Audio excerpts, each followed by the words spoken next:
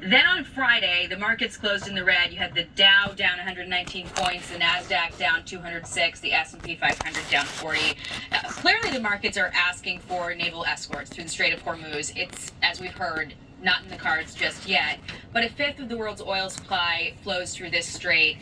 If this disruption lasts for months, can the U.S. economy absorb the shock without a recession?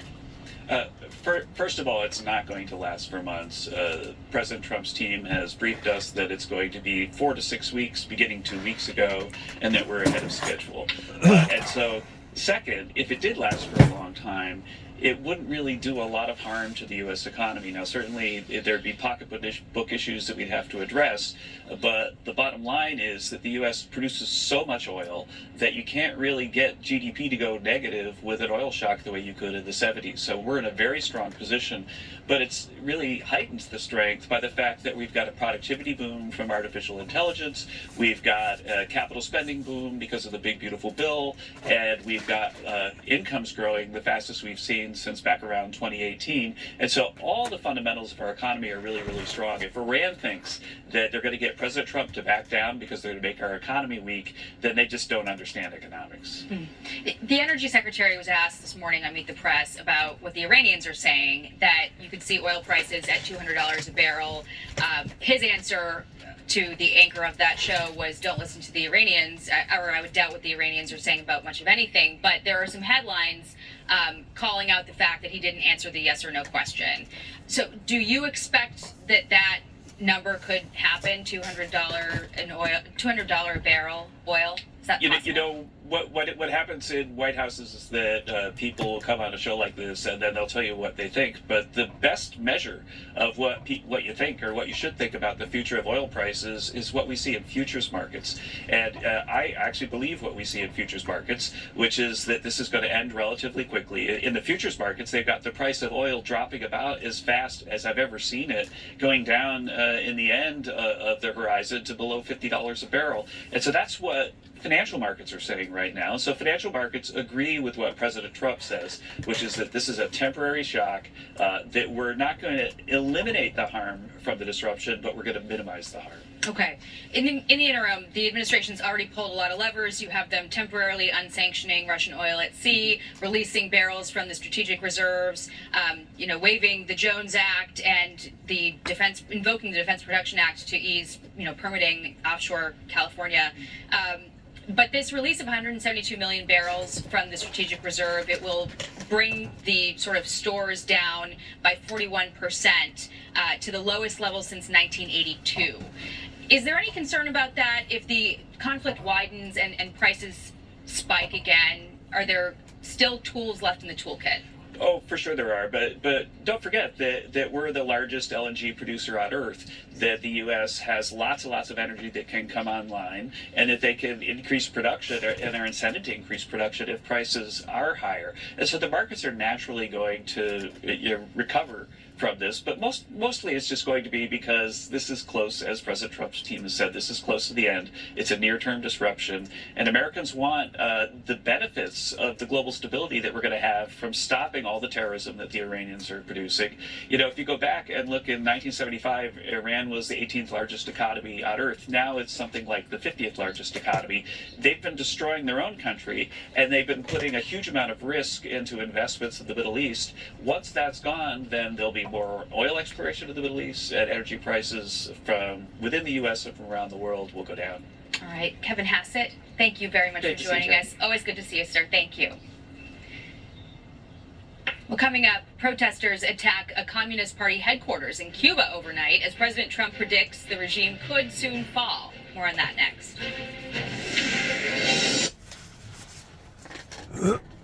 Could be, would be, has been, never has been, might be. Who knows? Right now there's a lot of instability in the air. A lot of instability, which is not good. People by and large don't like uncertainty. And that's the atmosphere that they've created.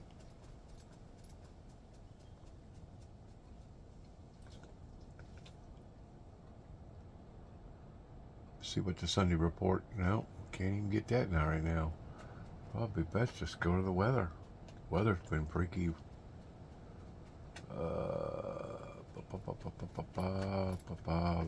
See what that's to say here.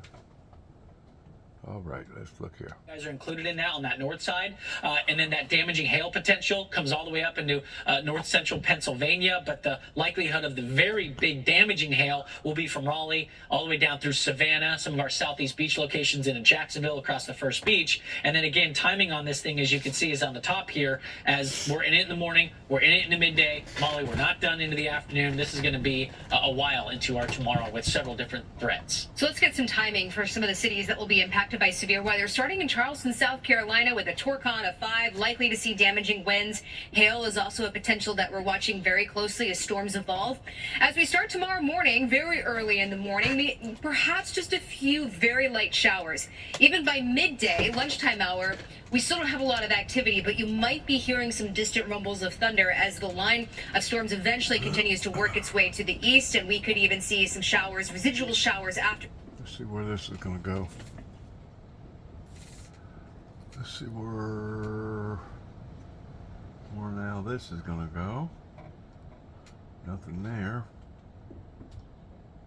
Sunday morning.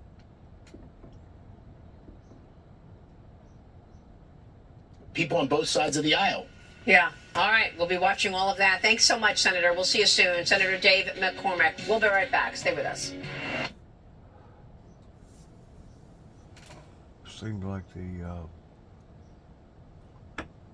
sponsor atmosphere is intimidating our news channels right now.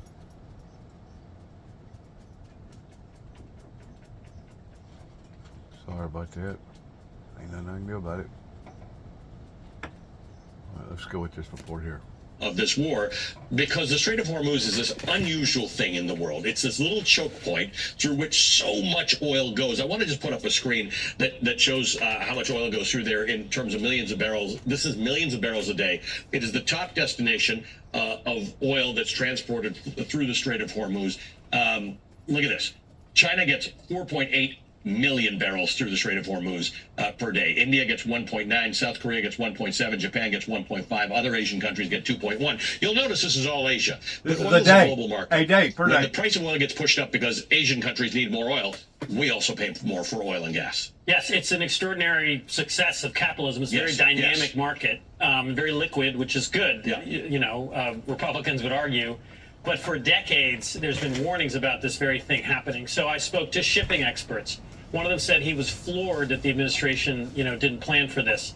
I spoke to military experts. They said, there's something else I'll mention about NATO countries, how they might have helped, but the rush to war lost that chance. And then I spoke to diplomats who know this region very well, and they said they weren't consulted by the Trump White House about this. And that's a reflection of this sort of tiny circle around the president making these enormous decisions. So technically, there's a lot of oil in the world, but I want to put up a chart of who's got the largest oil reserves in the world right now. I think, as we've all learned in the last couple of months, Venezuela does. Venezuela has, now these are oil reserves. Doesn't mean it's all accessible. Some of it's hard to get to. Some of it's expensive to get to. Venezuela's got the most. Saudi Arabia oil is easier to get to. You just dig into the ground and it comes out. Iran has slightly less than that. Canada's got a lot, which makes me worry about incursions into Canada, and then Iraq, UAE, and Kuwait. It's not that there isn't enough oil in the world, it's that you have to think about where it's going to come from. It's not all fungible. Yes, the oil in Venezuela is heavy crude, Yes. so it's hard you need to refine it, and it's a long Yes. process to get to the point where you can sell at the pump. And then the infrastructure there has just been, rotting for 15 to 20 years, so it's not that simple. So Saudi Arabia and Iran are more important. The U.S. has done very well recently in terms of fracking, but it just doesn't come near the ease of getting Iran. Yeah, it's real. Drilling a hole in ground and get Beverly Hillbillies is very different than fracking and oil sands in Canada. That's a harder oil to get. And the Strait of Hormuz matters because, like the Beverly Hillbilly in Iran and Saudi Arabia, it bubbles up out of the ground. So there's a lot of it. Yes. Pete Hegson said something very interesting the other day. He said it's not closed, but for Iran possibly shooting the ships, it would be fine. Except that Iran is shooting, targeting, and planting mines under these ships. Iran is allowing its own ships Yes. and other ships carrying oil to China through the strait. That's very smart. That's keeping China satisfied. And then they are targeting other ships. They've targeted some U.S. flagships, but it's worked because there's dozens of ships just sitting there. They have shut the Strait of Hormuz. And again, this was predictable. And I had one expert say, the American way of war, for better or worse, in the last few years has been a very long, year-long process. You talk to the American public about it. You talk to NATO allies. You go to maybe the UN Security Council, and there's all this time to plan and get assets. Right, and meanwhile, in the background, people are planning. You'll increase your output of oil. We'll get more from here. We'll figure this all out. Yes. The Energy Secretary seemed to suggest that because of the 12-day war with Iran last year, in which they didn't shut the Strait of Hormuz, the assumption would be they wouldn't strike the Strait of Hormuz this time. But this is a very different war. This is existential for the Iranians. That last war was not existential for the Iranians. It wasn't existential, and the problem here is, look, and President Trump, got rid of the National Security Council staff. There's all these meetings where they plan for every worst-case scenario. There is no national security staff. It's essentially the president, Marco Rubio, Jared Kushner, Steve Witkoff, and J.D. Vance making these epic decisions. So in the past, we would have more minesweepers there. Yeah. There were some aging minesweepers, 4 of them, that were decommissioned by the Navy a while ago. They were sent back to the U.S. from Bahrain.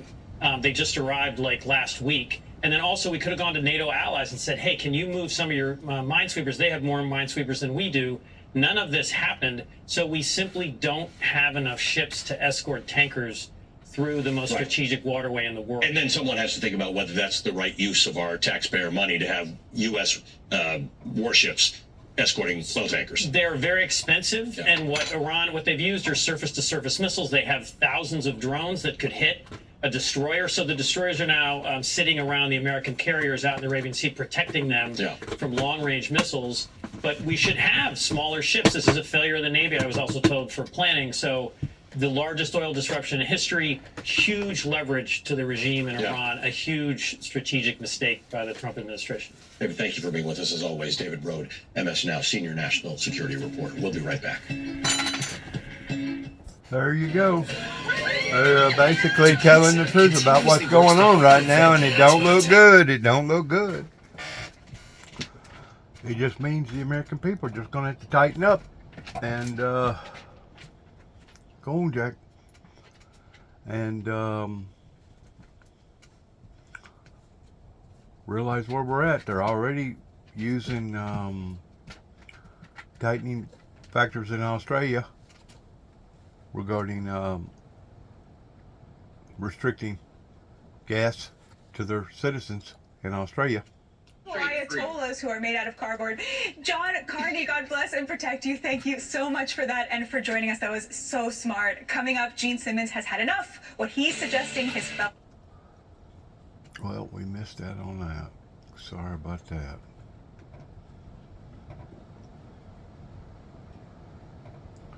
See what else they may be drumming up.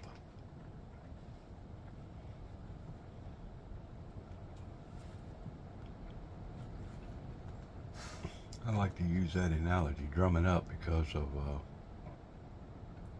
drums of oil. What else are they drumming up? Who knows? The enemy, the adversary is out to kill, steal, and destroy is what the Bible teaches us. And boy, are they ever. The Air Force Thunderbirds, as they peel back in a precision. I don't know what that is. That's a... and former airmen, saying, to all who have climbed sunward and chased the shouting wind, America stops to say, your service and sacrifice will be remembered forever and honored in this place by the citizens of a free and grateful nation. May God bless you all. This is One America News. Your nation, your news. well... Family said Saturday the guitarist passed away peacefully Friday after what they called a long, courageous battle in intensive care under a complex major operation. Campbell joined as the main guitarist for Motorhead in 1984, where he recorded a total of 16 studio albums. The band was nominated for the Rock and Roll Hall of Fame in 2020. Campbell's family wrote that he was deeply loved by all who knew him, and he will be missed immensely. He was 64 years old. A new device could help astronauts exercise at zero gravity. Caroline Malone has more. A new device could help astronauts stay fit in microgravity. It enables individuals, one, to jump repeatedly in zero gravity, and that is phenomenal for building bone and muscle mass and cardiovascular for people instantly. British startup Physical Mind London is developing an exercise machine to help astronauts keep moving in space, an environment in which exercise is crucial to counteract the effects of reduced gravity on the body. John Kennett, the founder of the company and inventor of Hi-Fi M, short for High Frequency Impulse for Microgravity, It's like a gym hall. uses to do more than 300 exercises. We've tested it vigorously in microgravity on parabolic test flights, otherwise known as the Vomit Comet. What this piece of equipment does, it enables individuals, one, to jump repeatedly in zero gravity. In zero and that gravity, is look at that. phenomenal for building bone and muscle Absolutely. mass and cardiovascular for people instantly. Space agencies are seeking smaller and more efficient alternatives to the bulky gym equipment used at the International Space Station. Out of the Soyuz vehicle. So astronauts can lose up to 1 to 2% of bone mineral density per month in microgravity.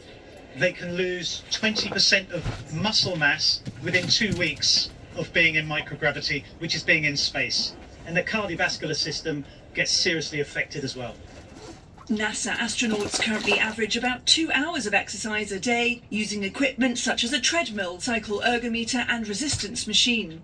The treadmill on board the International Space Station, you see them running.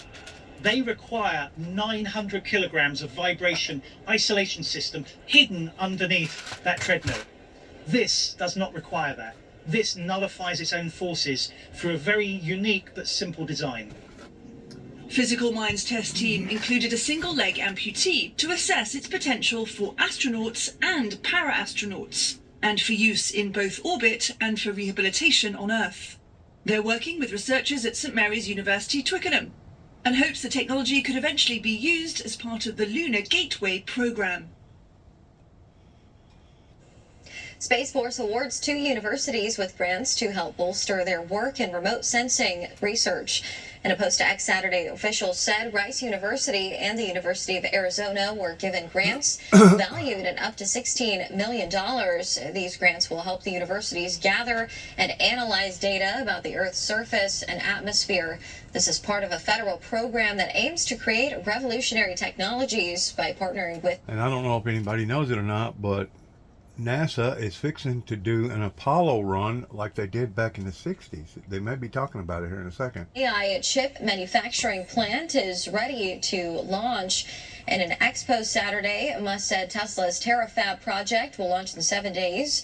Musk has used the term Terafab to describe the proposed large-scale plant where Tesla aims to make its 5th-generation AI chips to be used in electric vehicles' self-driving systems. Last year, Musk discussed chip manufacturing partnerships with Samsung and TSMC, as well as potential deals with Intel. However, he stated that these partners would not be able to manufacture the chips at the volume needed by Tesla. Visual effects artists on the autistic spectrum are contributing to Hollywood films with the help of a specialized training program. Here's Rachel Graham.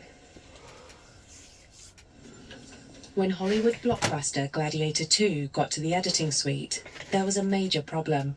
Behind actor Paul Mescal, a camera crew was clearly visible. Enter visual effects artist Jack Zimmerman, who digitally erased the entire intrusion. It feels like a dream, like I've always wanted to work on a feature film like this.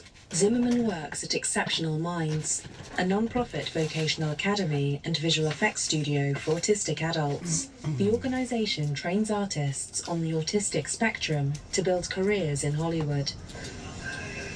Autism is a neurodevelopmental condition that affects social interactions, behavior, and how the brain processes the world. While many autistic adults thrive in the workplace, Its challenges mean unemployment remains high, about 40% in the United States, according to a 2017 study in the National Library of Medicine. That's Exceptional a lot. Minds CEO Lauren de Villiers is a parent of a neurodivergent daughter. 40% is a lot. VFX, it really tailors, these incredible brains to precision, to artistry, to thinking differently. Its artists have contributed to 19 Oscar-winning or nominated films, plus dozens of TV shows. Today, the organization trains about 250 autistic adults each year through courses in visual effects and animation, among them Deirdre Mills.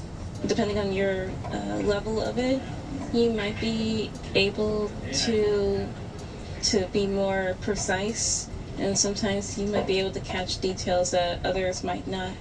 Class sizes are kept small, and instructors are trained in how to adjust timelines or otherwise accommodate the needs of students with autism. While graduates have gone on to do things once considered impossible, Exceptional Minds 2 is expanding, with a video game arts program scheduled to begin in the fall. The Chicago River turns bright and shiny green for St. Patrick's Day. Listen to that wind. Green dye was released into the water of the river running through do the this city every year. just a few days ahead of the major Irish Catholic holiday. That tradition was started in 1962 by Chicago Plumbers Labor Union, and union members still uphold the celebration by helping dye the river. Dye is a bio-friendly vegetable-based substance and disappears after just a few hours. And I already have my green on. I'm ready to go for St. Patrick's Day. That's going to do it for this hour of One American News. I'm Ali Strauss. Thank you for watching.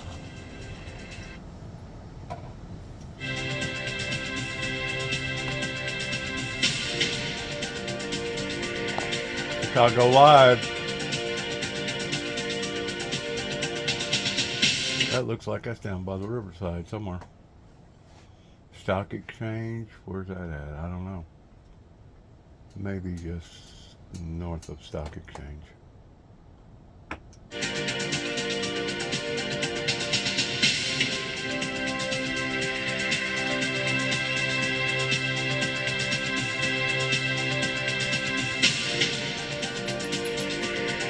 I think the rail is over to the right-hand side of that little building right there that kind of looked kind of odd looking. I'm thinking that the rail run down over there on that side, from what I could tell by looking at it.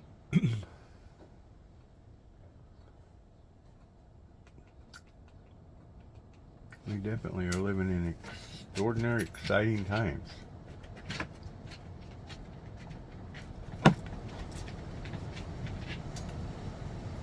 War intensifying and gas prices skyrocketing. What is the plan? I'll ask U.S. Ambassador to the United Nations, Mike Waltz. Plus, Endgame, with President Trump sending mixed signals on how and when this war will end. I can't judge that. I mean, I have my own idea. It'll be as long as it's necessary. Will Congress get off the sidelines? Democratic Senator Cory Booker will be here. And stalled out. 1 month in, the Democrats' DHS shutdown drags on. They don't even want to sit down and talk.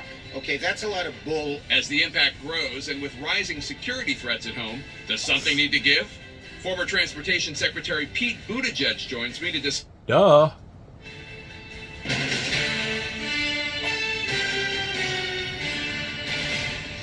Hello, I'm Dick Tapper in Washington, where the State of our Union is watching the war with Iran intensify. As the conflict in the Mideast enters its third week, President Trump posted last night that the United States has, quote, beaten and completely decimated Iran, both militarily, economically, and in every other way, unquote. But the White House appears no closer to articulating a clear strategy as to when and how the war itself will end. The official American death toll as of now stands at 13 after 6 U.S. service members aboard a refueling aircraft were killed in a crash. They are 13 on Friday the 13th. We had 13 beautiful, beautiful people that have been desecrated on account of this war. And 28-year-old Technical Sergeant Tyler Simmons. May their memories be a blessing. The Pentagon says the cause of the crash is still under investigation. On Saturday, a security official told CNN that 2 drones struck the U.S. Embassy in Baghdad, Iraq. The embassy says that any Americans still in Iraq.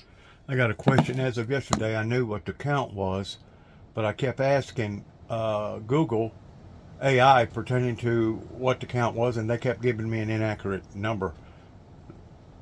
I don't know. They're not up to par pertaining to newsworthiness or something. I don't know. Mike Waltz, a former Green Beret who served in Afghanistan and the Middle East. Ambassador Waltz, thank you so much for joining us. The president just said that the U.S. has beaten and completely decimated Iran, both militarily, economically, and in every other way. Help us understand what that means, that Iran has been beaten. Does that mean that U.S. service members will soon be coming home? Well, Jake, let's just unpack that for a moment. Militarily, the U.S. military has decimated Iran's air force, their air defenses, their missile capability, their missile production capability. This has been a dominant victory, the likes of which we haven't seen in modern American military history. Economically, the maximum pressure campaign that President Trump put in place his first term and reinstituted the second as the second major item executive order that he signed this term. Their currency is tanking, their foreign reserves are completely depleted, and that's why you saw the most recent uprising. You saw the uprising based on economic terms, and then diplomatically, we just saw this week at the UN Security Council 135 nations. Jake, it was a UN record. 135 nations side with the Gulf Arab countries and condemn the GCC, with the Gulf Arab countries, the GCC countries, and condemn Iran for its atrocious attacks on civilian infrastructure, ports, airports, hotels, resorts. And as I pointed out at the Security Council, I don't see how the regime argues that That's very historical to see something like that, a movement like that. Clearly, deliberately targeting civilian infrastructure. And I got to tell you, this shoot in all directions strategy that Iran has taken on is backfiring. They've never been more diplomatically isolated. Just one more point, Russia and Iran had an opportunity to veto that measure, and they stood back and did not. They abstained. So with friends like those, I think Iran is going to stay incredibly isolated. You said Russia and Iran abstained. I assume you meant Russia and China abstained. Excuse me, Russia and China. That's right. Is he willing, the president, to accept an end to the war that leaves whatever of the regime is left still in place, the new Ayatollah as supreme leader? Because it sounds like the way you describe it, it sounds like President Trump. Only if they unconditionally surrender. Only. Pretty much, with the possible exception of a new regime, which was not one of the specific goals. Well, the president has said he's not happy with this new nominated Mujtaba Khomeini, who by many accounts is an incredibly hardline individual, a hardline. Savages. We'll see if he's actually really in charge. As Secretary Hegseth said, he was wounded during the initial strikes, and supposedly lost a limb, I was told. And he really has control of the country, if he's even alive at this point. So, look, I'll leave it to the president where he decides and when he decides and on what terms he decides as commander-in-chief to end hostilities. But I think the important point here is the United States has never been in such a position of strength, and the Iranian regime has never been in such a position of weakness when it comes to its options. Despite U.S. strikes. Which are good, right? These are all good things, right? How come it don't feel that good? The Strait of Hormuz. Is President Trump prepared to target those oil facilities, which, as you know, handle 90% of Iran's crude oil exports? And if so, are you worried that that could risk even more of an escalation when it comes to the Strait of Hormuz? Well, yeah, President Trump's not going to take any options off the table, Jake, and he pointed out in his Truth, where he announced the military infrastructure strikes card, which, by the way, they use to project their fast boats, drones, and other types of attacks on into the Gulf. that he deliberately hit the military infrastructure only for now. And I would certainly think he would maintain that optionality if he wants to take down their energy infrastructure. But we have to take a step back, Jake. I mean, look at what they're doing to global energy supplies. Look at what they're trying to do in terms of constraining the world's economy with drones and boats. One could only imagine if they had a nuclear arsenal or if they had a nuclear weapon. That's what many of these Gulf Arab countries have woken up to, that they now realize, and why they've been so supportive and are standing with us. That's right. As we seek to ensure this regime can never have a nuclear weapon, That's which right. President Trump has been consistent about for 10 years. That's right. If not longer. President Trump said that the Navy, the U.S. Navy, is going to begin escorting tankers through the Strait of Hormuz, and that will begin very soon. And he said, quote, many countries will be sending warships to keep the strait open and safe, unquote. The administration's been They hope. They hope. That's what they're hoping for. Shipping executives tell CNN that all their requests for escorts have, as of now, been rebuffed. President Trump said, quote, hopefully China, France, Japan, South Korea, the UK, and others will send ships to the area, unquote. Is he hoping that those countries are going to send ships, or have they committed to sending ships, and how soon will those naval escorts be ready? We can't even get a commitment out of Europe right now. You know, those conversations to him, the conversations are ongoing. I think there's an important point that's getting, kind of missed in the conversation, that 80% of the oil coming out of the Gulf heads to Asia. Only about 7-8% heads to the Western Hemisphere. And thank God for President Trump's energy dominance agenda. Everything from opening up ANWR, a new pipeline in Alaska, incentivizing fracking, what we're going to see come out of Venezuela and Guyana in the coming months and years. This is why we have to be energy independent. And I have to just say, it's a little rich coming from the progressive left, who has literally been at war against oil. And literally, we're putting policies in place to drive up the price of oil in order to force Americans to buy EVs and go to wind and solar, are now suddenly celebrating it or decrying the lack of it. Like I said, it's a little bit rich. We have the energy dominance in place. But to your point on escorts, look, back in the 80s, under the tanker wars, then the last time Iran tried to constrain global energy supplies, you had French, United Kingdom, even Soviet Union forces in there escorting their tankers heading to their markets. And I think that's what President Trump is calling upon the world, saying the entire world is affected. Iran can't hold your economies hostage. And we certainly welcome, encourage, and even demand their participation to help their own economies. And meanwhile, the U.S. military will continue to pound the Iranian military and their missile, boat, and drone forces to keep the straits open. Sources tell CNN that Russia has been providing Iran with intelligence to help Iran better target U.S. service members. You said in an interview last week that President Trump will, quote, deal with it accordingly. Here's what President Trump had to say about this on Friday. Listen up. You think Putin is helping him? I think he might be helping him a little bit, yeah, I guess, and he probably thinks we're helping Ukraine, right? China would say the same thing, it's like, hey, they do it and we do it, in all fairness. They do it and we do it.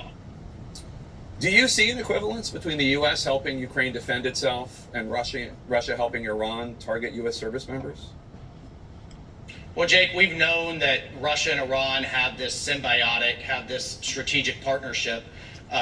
Goes back to what's fair for the goose is fair for the gander, I would say, using that type of terminology. Their biggest manufacturer of the Shahed drones. Russia's been licensing those drones for quite some time and hitting Ukraine with it. All the more reason why we need to defang this regime, and all the more reason that they cannot have a nuclear weapon. And I'll just point out, too, because a lot of critics out there are making hay of this, it was President Trump that put sanctions on Russia's largest oil producer, Rosneft. He also put sanctions on Lukoil. The Biden administration did not do that for many years. They only did.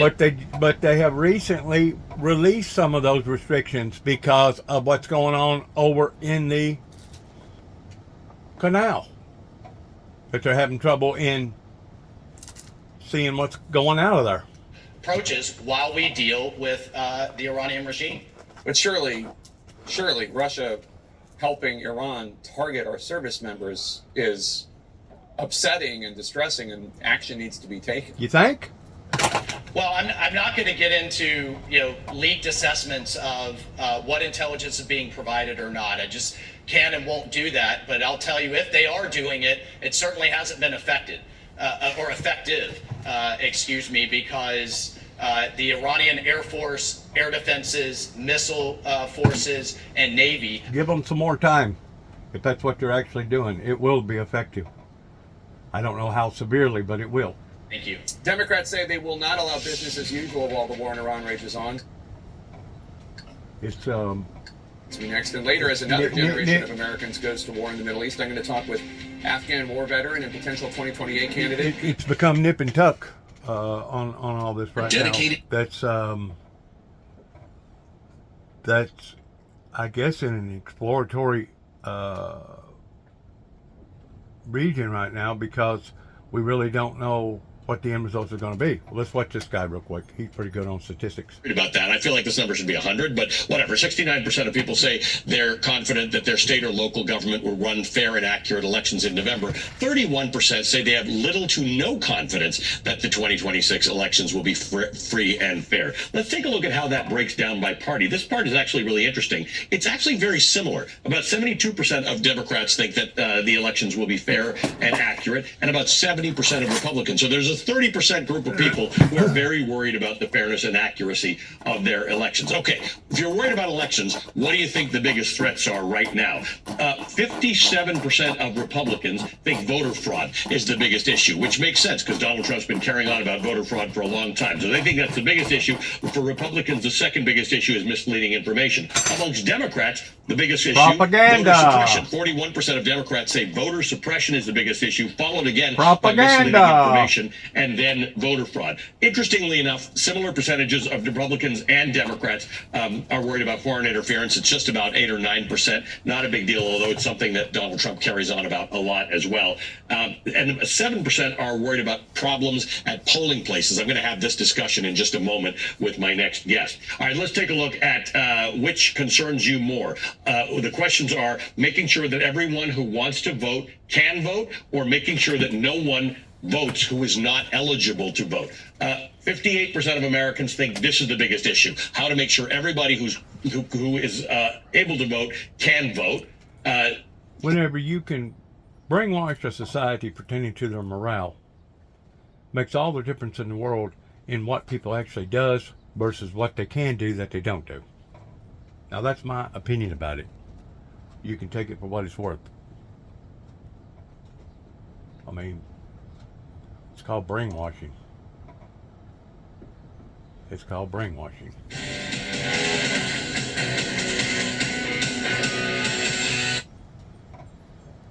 Oil, oil, oil. Energy, energy, energy. They've been saying now for quite some time, for probably the past 20 years or more, that these third world banana republic countries are lacking energy. There is a major problem pertaining to these countries climbing on board and becoming energy dependent of the 21st century. So there's been a lack of energy now for quite some time. Is so risky at this stage. It's not really sea mines. It's certainly not the Iranian Navy, which is at the bottom of the Persian Gulf. It's the drones. Yeah, and you've heard from Ukrainian leader Volodymyr Zelensky. I mean, he has said, we can help the United States. We figured this out. Has anybody ever sat down and put to the equation pertaining to the drones that could very well be that in which what was prophesied about using symbolically out of the Bible locusts coming out of the earth that would have 7 times the stings of scorpions? Has anybody ever looked at that way? I just wonder if they have, pertaining to your theologians and your spiritual people. I don't know. Then again, it may be literal locusts that will come out of the center of the earth that will have the sting of 7 times scorpion that will basically torment mankind during the judgment seat of God. I don't know, because God can basically enable, create, manifest anything that he desires. Anything that he desires. Saudi Arabia has begun rerouting. About 80% of its oil exports are now flowing through a pipeline down to the Red Sea. And the Houthis yesterday started making menacing noises about joining the conflict. If the Houthis try to close the Red Sea, that would be a really compounding factor in oil prices.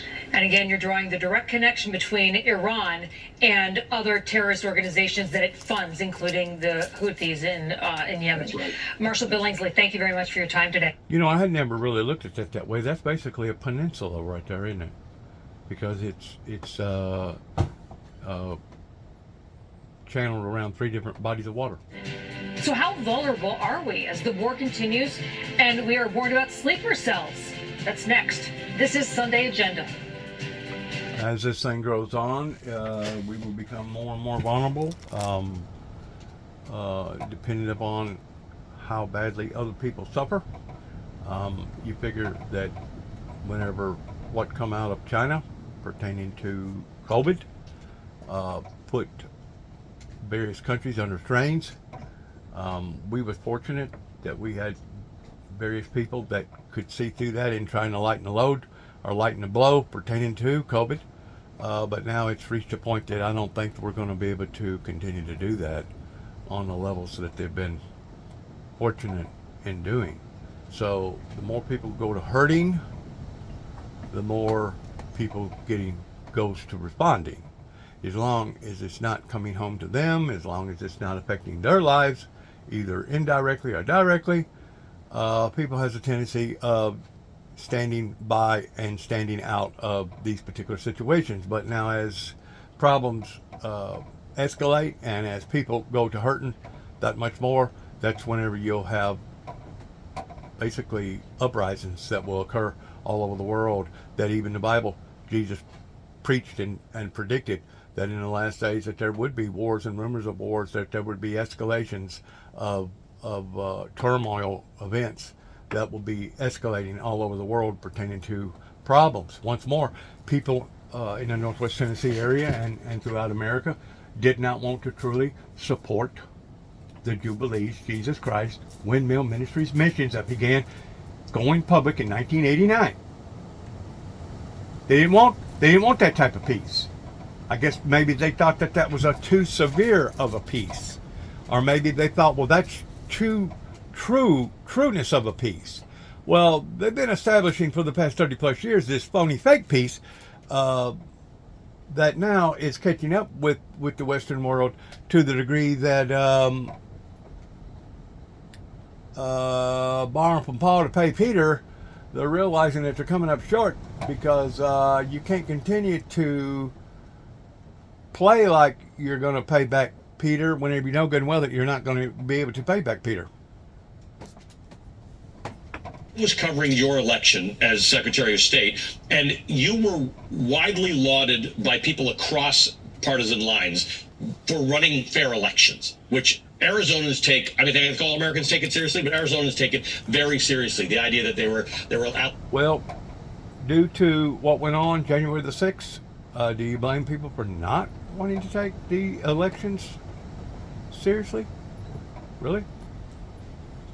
Following those major strikes on Karg Island, as we've been talking about all morning. And as we've also been talking about, the president has made clear that it's only the military targets that have been targeted so far, and the U.S. has yet to hit those oil facilities.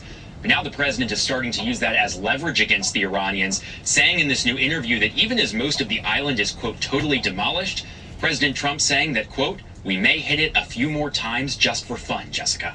And Zach, the Strait of Hormuz has been blocked, as we know, since the start of this conflict. There's nothing fun about war. There's nothing fun about doing damage to property or doing ill will to human beings. There's nothing fun about that. I wish the president never would have said that. Truth Social post this weekend has called on countries that include the UK, South Korea, France, even China to come in and send ships into the region. Of course, this comes as the president and top administration officials say they are working on a way to escort tankers through the Strait of Hormuz and begin getting those oil supplies out once again. But still no firm timetable here from the administration. And it also remains to be seen whether these international partners will actually agree to send ships in. We're already hearing from the UK Defense Ministry. They're saying that they are assessing their options, but no commitment yet. All right, Zach Schoenfeld live from D.C. Thank you. And joining me now is Democratic Congresswoman from Texas, Julie Johnson, who is the vice-ranking member of the House Homeland. And right now, with things being in an uproar, do you really blame people for really not wanting to make a commitment towards going out there? Come on, get real. You're going to endanger their lives? It's an Israeli airstrike in Lebanon. And then we're also learning the attacker had previously been flagged in U.S. government databases for connection with Hezbollah. We got wind blowing right now, probably exceeding 35 to 40 mile an hour. I'm thinking I haven't looked at the weather deal. Let me look at it real quick while they're talking. These flags? No, we are not. And, you go back and look at the individual who just took out several people in Austin with a rifle attack. That individual was also naturalized and Muslim as well. And I just want to say this. I was doing some research before we came on this morning, and I kept going back and thinking about the cult-like attitude of these people and, for instance, the Iranian regime and all the other entities such as ISIS, Al-Qaeda. And when you look at the reality of who they are and how they act, how they inspire people, it's really similar to Jim Jones back in 1978 and the way that he convinced 900 people to commit what he called, or another individual termed, revolutionary suicide. And that's what's happening now is as the regime collapses in Iran, they are convincing people to commit this revolutionary suicide by carrying out smaller attacks, but effective nonetheless on the psyche of the United States and other people around the world. So you don't have to have terror cells. In fact, what's even more effective than a terror cell that you have to keep up and hope they don't get caught is a force multiplier like an imam or a recruiter that will go out and inspire these individuals to commit revolutionary suicide. It's an honor to always be on with Waleed. He can tell you more. We've been talking about the caliphate for kamikaze type style events is what he's talking about here. Forget about that because these individuals are so focused on eternity and the willing to give their life that this will continue as long as we do not overwatch the things that we should. Okay, it says here wind advisory remains in effect from 8 a.m. this morning to 7 a.m. Monday. Freeze warning effective from 4 a.m. From Monday evening. We're going to go basically and winds, steady winds at 20 to 30 mile an hour and gust winds. Attack was a Hezbollah terrorist. He was a commander. His name was Ibrahim Mohammed Ghazali, responsible for managing weapons. Gust winds 45 miles an hour. Freezing temperatures low as 27. Low as 19 possible. That's what it's saying here in my particular area. This is for East Arkansas, North Mississippi, Southern Missouri, West Tennessee. So we've had some very, very erratic weather going on right now, and I'm going to look at the radar and just see what is going on here as we're listening to this program here going on right now. Is that what we're going to have to start seeing? Security at synagogues, camps, schools for the Jewish population, churches as well? Well, since 9/11, that's what's going on. There's the formation of multiple waves, multiple generations of jihadists. Of course, there are two I'll call them dinosaurs. One is Khomeinist, meaning linked to the IRGC, and the other one is the Muslim Brotherhood, jihadists, Salafis, etc. They have two trees, and they combine their efforts from time to time depending on what is the cause. So if the cause is Gaza, they will work together. If the cause is, where the IRGC operates in Iran, so they will focus only on Hezbollah. You asked me about Hezbollah, and that question keeps coming over the years. Do they have to have a card that shows they are members of Hezbollah? That's just the opposite. That's just the opposite. If they don't give them a card, they tell them you have nothing to do with everybody else. They get the instructions. Sometimes the instructions or the inspiration, as our friend has said, comes from maybe radical imams and or voices in the Look at the danger areas right there. And that's just a few of them. we see now on the map is the evolution of these attacks. This evolution is linked directly to the war in Iran, to the war between Israel and Hezbollah. So we need to start connecting the dots between what we are doing there and what they are doing here. And the more we can destroy or minimize the mothership is the regime in Iran, is Hezbollah. Probably soon we may be clashing with the Houthis in Yemen. So we are in the middle of an interactive map, and we need to know exactly how to educate our public. That's the defense. Police cars and stuff is good, but we need to educate our public. We multiply the army of defense here. Jonathan, very quickly, we're seeing a lot of service members or former service members involved in these types of attacks. Why do you think that is? Well, I think because they're individuals who probably are prone to being inspired. That's why they served our nation, or perhaps they had a plan all along. But a lot of these people, when they go back home, and they find inspiration in religion, in their religion, so to speak, then they can be convinced to do certain types of things like this. That's why it's so important what Wally was saying, that the American public needs to be aware of these things. If you see something that's odd, the saying, say something. Well, Islam themselves, if they wanted to stop this, they could find this in where they practice their religion and their families. Yeah, but you know what? People see something, say something, and then they're called Islamophobic or Islam needs to racist do it. or That's right. Islam needs to do that themselves in the United States. But I will say this one last thing, is that this is why it's so important that we not stop hammering Iran until this is finished. If we pull back and try to negotiate, that's like trying to negotiate with Jim Jones the day that he convinced everybody to kill themselves and killed a U.S. congressman. He didn't convince everybody to do that. He only convinced a few to do that. There were some of them that broke rank and escaped. Very few, but there was a few that common sense come into their heads.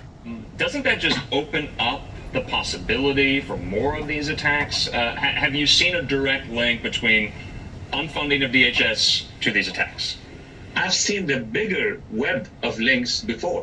There is a camp, a political camp, ideological camp, which also feeds the global intifada movement that we see all over the place, that is pressuring our administration, our Congress, to limit payments and funding for the DHS. Why? Of course, because the more DHS is funded, the more we can have tools to combat jihadism. So it's all one web at the end of the day. The Red-Green Alliance. Sorry, go ahead. The Red-Green Alliance. That's the left and Islam. Look it up and you'll see they've been working together for a very long time. Yep. Interesting. Jonathan Gilliam and Waleed Ferris, thank you both for being with us. And people can say what they want to say, but this is all the results from the Luciferian Lucifer, Satan, that masterminded 9/11 to begin with, that now is seeing his house becoming diminished. And because of it, you watch and see, this thing over in the Middle East has not fully come to a head yet. Just like the American people that Donald Trump said a few years ago, that the American people still had not gotten down to the bottom of 9/11, which is so true. We are in uncharted waters right now that I can't even begin to elaborate in how dangerously peril that we're really in. Not just freedom of speech, not just freedom of assembly. They wrote an explicit prohibition on the state establishment of religion, and they paired it immediately with the free exercise clause. The government cannot pick a religion, and it cannot stop you from practicing yours. This is pluralist architecture, and didn't appear from nowhere, by the way. In 1785, 4 years before. Then why did they intervene, Homeland Security intervene in the Jubilees Windmill Ministries at the time in 1989, going public, in trying to stop the mission by confiscating a sword from the ministry. If that be the case, how come the United States government done that? Along with Madison County, Weakley County here in Tennessee, along with Kentucky, and other parts of areas that I've had skirmishes with, including Oklahoma and downtown Atlanta. He said it would both corrupt government and religion. And that argument became the intellectual backbone of the Establishment Clause. Now look at Article 6 of the Constitution itself. It's okay if you don't know Article 6. It's often overlooked and almost never quoted. But it states plainly that no religious test shall ever be required as a qualification to any office or public trust under the United States. Ever. Not for any office. This is not a suggestion. It's an absolute prohibition written into the original document before the Bill of Rights was even added. And when Madison sat down to explain the logic of the entire constitutional design, he was explicit. In Federalist 51, he argued that the protection against tyranny comes from the multiplicity of interests, the many factions, no single one dominant. He called it a multiplicity of sects. His solution to religious conflict was not to pick a winner. It was to ensure that there were so many that no one could oppress the others. That's pluralism, written by the architect of the Constitution in his own hand. Pluralism was not an accident. It was not a pragmatic compromise among Protestant sects. It was a deliberate departure from the model of every European nation state that the founders had ever known. Because every European nation state they knew was at its foundation an ethnic and religious project. England had the Church of England. The crown and faith were fused by law. France, despite its revolution, was a Catholic civilization state. The laïcité that eventually emerged was not pluralism. It was just a different kind of imposition. It was a state-enforced secularism that defined itself as being against religion, and in practice it fell hardest on Islam and Judaism in ways that it rarely applied to Catholicism. Germany's post-war democracy is admirable and hard-won, but Germany spent the better part of its modern history asking what it meant to be German in ethnic terms, and that question produced catastrophic answers. America did something different, not perfectly, not consistently. The history of native peoples, of enslaved Africans, of Chinese exclusion, of Japanese internment, all of that is real. All of it is a betrayal of our founding architecture. But the architecture itself was different. The promise embedded in the text was different. The promise was not, you can live here if you assimilate into our dominant culture. The promise was that there is no dominant culture enshrined in law. The promise of America was pluralism. Which brings us back to Ogles and why his claim is not just wrong, it's precisely backwards. When he says pluralism is a lie, he's not defending America. He's describing a different country. One organized around the preservation of a particular religion, a particular culture, a particular ethnic continuity. He is describing a Christian nationalist state, one that has more in common with the European ethnic nation-state model that the founders explicitly rejected than with anything in the American constitutional tradition. Jefferson understood this danger clearly. In 1802, writing to the Danbury Baptist Association, he described the First Amendment as building a wall of separation between church and state. Not a suggestion, a wall. He was not being metaphorical. He was describing a structural boundary, one that protected religious communities from the government as much as it protected the government from being captured by religion. The people who wave the Constitution the hardest are often the least familiar with what it actually does. The First Amendment does not protect Christianity. It protects Christianity equally with every other faith, and it does so by protecting no faith as the official faith of the United States. The moment you make America a Christian nation in law, you have dismantled the Establishment Clause. You have replaced pluralism with establishment. You have built not the city on a hill, but something much closer to the theocratic European states that the Pilgrims fled. Here's what pluralism has actually produced. The greatest periods of American economic dynamism, scientific innovation, and cultural output have coincided with the expansion of pluralism, not its contraction. The mid-20th century research universities that produced the technology the world now runs on were built in part by Jewish scientists fleeing European ethnic nationalism. The medical and engineering infrastructure of this country today depends heavily on immigrants from South Asia, from East Asia, and the Middle East. And if you want to understand who actually built the pluralistic architecture of this country, look at Black Americans. not as beneficiaries of someone else's tolerance, but as the people who for 2 centuries held America to its own founding text. The 13th Amendment, the 14th Amendment, the 15th Amendment, the Civil Rights Act, the Voting Rights Act. These were not gifts from the majority. They were demands that the constitutional promise meant what it said. Every single expansion of American pluralism has had black Americans at its center. None of this happened despite pluralism. It happened specifically because of pluralism. Because when you don't mandate a single cultural operating system, you get a full range of human ingenuity operating in the same space, at the same time, under the same rules. This is not a weakness. This is compounding interest on human capital. Pluralism is not a lie. It is the most honest thing about America. It is the honest acknowledgement that this nation was never, not in 1785, not in 1789, not in 1802, and not now, a single people with a single faith and a single culture. It was always many peoples, many faiths, and many cultures. Negotiating a shared civic life under a set of rules that protected that multiplicity. Madison knew it, Jefferson knew it, they built it into the documents on purpose. That negotiation is hard, it's sometimes ugly, it produces conflict, as all honest things do. But the answer to hard pluralism is not to abandon pluralism. The answer is to keep doing it. The constitutional, civic, democratic work of building a country big enough to hold all of it. That's what America was designed to be, and anyone who tells you otherwise is not defending America. They are defending something else. Well, you know, in a way, it kind of backs that up in the Bible, in the King James Version Bible, because it says, let the non-believers exist with the believers. Let the wheat grow with the tares. Let the sheep range with the goats towards it being a mixed match. The problem that we're having right now, pertaining to the mixed match, pertaining to the melting pot of this great nation, is that now we have more anti-Christ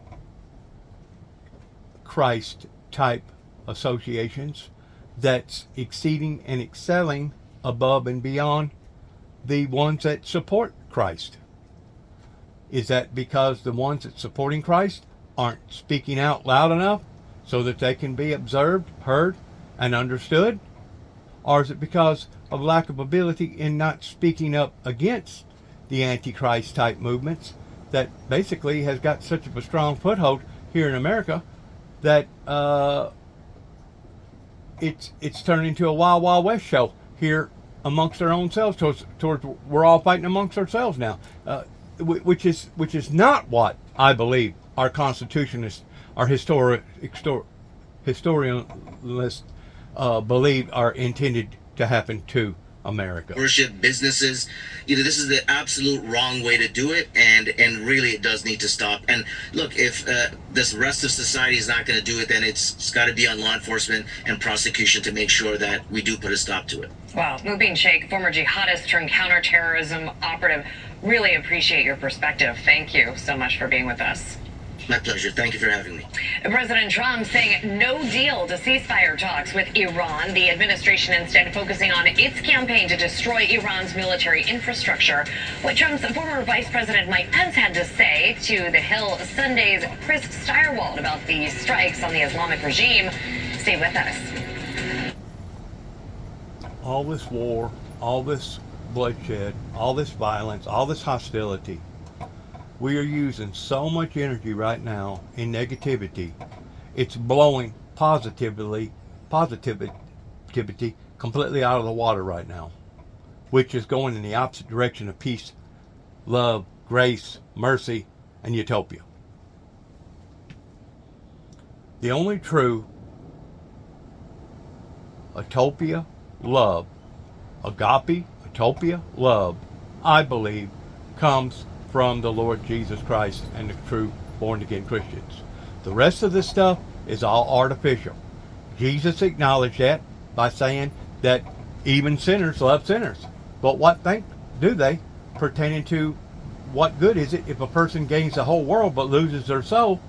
Ultimately, in the end, they've lost everything. They've lost everything. I realize that there's certain people out there that has different perspectives upon different things. I've heard two sides to the story regarding the American government, of one side saying separation between church and state, while another side says during the time of the Civil War was basically whenever the politicians looked to the preachers, the evangelists, of having the right northern star to go by. That way their consciousness would be free in case everything else went in the opposite direction. I'm saying that it's time for a great revival, and I've been saying this now for almost over 30 plus years. I've been saying this now for over 30 plus years. It's time for the true born again Christians to unite if we're ever going to see the meek inherit the earth. Whenever it talks about the meek inheriting the earth, it ain't talking about the Antichrists. It ain't talking about Muslims. It ain't talking about the Hindus. It ain't talking about the people down in wherever, voodoo. It ain't talking about all these other different ethnic groups. It's talking about the true 100% born again, believing, God-fearing Christians coming together in the meek inheriting the earth. There is no other way to decipher that as far as I am concerned. Now, you can make up things in your mind if you want to, if that's what you choose to do. And, you know, nobody's stopping nobody from believing whatever that they want to believe or teaching whatever that they want to teach. That's fine. But you got to look at the facts. And when fiction exceeds facts, then you're living in a phony, fake reality. Supercells ahead of that line that have the greater propensity to produce possibly a very strong tornado in portions of Arkansas, southern Missouri, and then eventually some embedded QLCS tornadoes, which means within that linear storm band on the leading line, you could have a couple of notches that produce strong tornadoes. That to me is more likely through the Nashville, so central Tennessee, northern Alabama, northern Mississippi. And I also think we're looking at a damaging wind event likely for central Kentucky heading into probably 7, 8 o'clock in the evening tonight, possibly a little bit later, depending upon how quickly this line starts to move. So timing wise here, just throwing it up, I will be on air till at least 3 o'clock central time. And notice how we have a couple of cells that are starting to pop up in central Arkansas. According to what I looked at a while ago, basically the rain's going to get here in northwest Tennessee probably along about 4 to 5 o'clock this afternoon. Off towards the east, and then we have more of a Boeing segment, which I almost call a semicircle, like a little smiley face, where you have that pop out. That's where the higher propensity for winds of upwards of 70 miles per hour exists. And right now it's showing that that's a real threat through Nashville, Jackson, Tennessee, just before Nashville. Eventually that still continues and maintains its ferocity through spots like central and eastern Kentucky through about Monday, 1 o'clock in the morning. Eventually, though, we'll be watching as these southerly winds transport more moisture and humidity through the mid-Atlantic and produce another chance for strong damaging winds and tornadoes. Level 4 out of 5 for severe weather come tomorrow. And as a reminder to our viewers, if you have a weather photo or video to share, simply scan the QR code on your screen, tap into... We're going to end it right there today. This is Sunday, the 15th of March, year 2026. I want to thank all my viewers. God bless America, God bless our troops, and God bless our endeavors towards which way America goes from this moment on. And good luck to each and every one of us. And may God have mercy on all of us. Shalom.